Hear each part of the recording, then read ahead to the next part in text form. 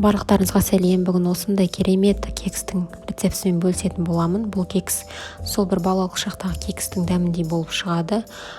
Бұл кекстің сырты сондай қытырлақ, іші жұмсақ әрі сочный болып шығады. Менімен бірге болыңыздар. Каналыма тіркеліп, видеоның соңына дейін қараңыздар.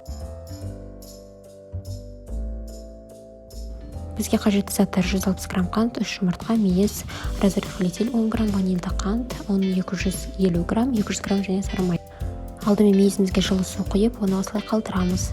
Алдымен ыдысымызға жұмсақ сары майымызды саламыз, қантымызды қосамыз. Одан кейін ванильді қантымызды салып, жақсылап қантымыз ерігенше миксерлейміз.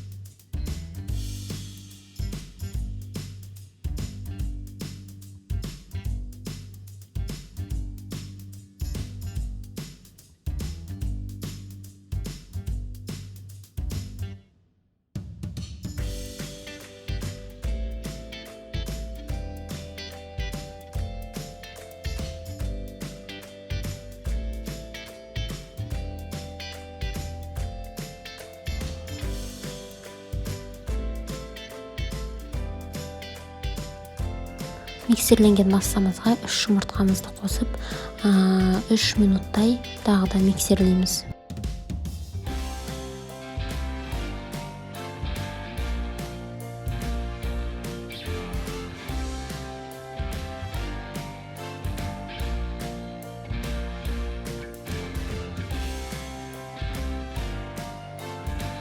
Одан кейін жаңағы ұнымыздан бір қасық ұнымызды алып, оны мейізімізге салып араластырып дайындап аламыз.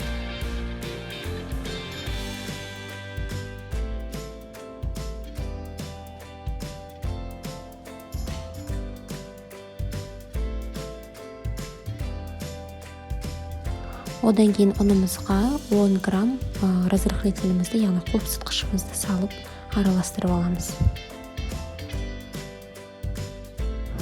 Одан кейін жаңағы ұнмен араластырылған мейізімізді салып, тағы да жақсылап араластырамыз.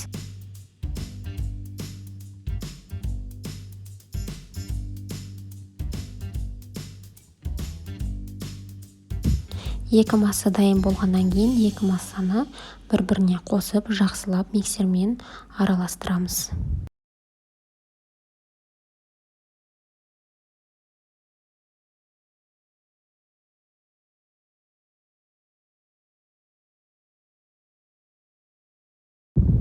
Қамырымыз осындай қою консистенцияда шығады. Кейін осы қамырды формамызға салып, оны форма бойынша жайып шығамыз.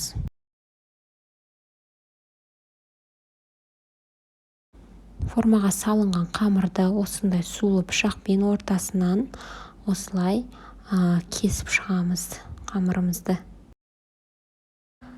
Кексімізді 160 градуста 80-90 минутта духовкамызға салып пісіреміз.